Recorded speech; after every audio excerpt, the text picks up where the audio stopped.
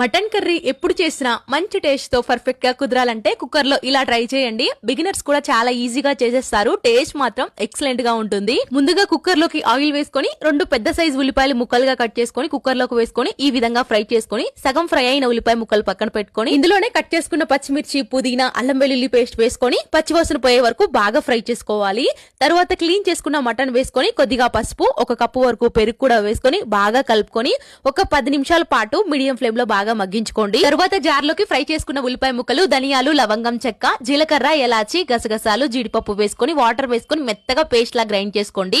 ఇప్పుడు మటన్ ఒకసారి బాగా కలుపుకొని టేస్ట్ కు సరిపడా సాల్ట్, మీ స్పైసీకి సరిపడా కారం కూడా వేసుకొని మరొక 5 నిమిషాల తర్వాత గ్రైండ్ చేసుకున్న మసాలా పేస్ట్ కూడా వేసుకొని మునిగేటట్లుగా వాటర్ పోసుకొని ఒక్కసారి కలుపుకొని కుక్కర్ మూత విజిల్ పెట్టుకొని 6-7 విజిల్స్ వచ్చే వరకు బాగా ఉడికించుకోండి. అంతే, ఫైనల్ గా మటన్ కర్రీ రెడీ. చాలా సింపుల్ గా చేయొచ్చు. టేస్ట్ కూడా చాలా బాగుంటుంది. తప్పకుండా ట్రై చేయండి.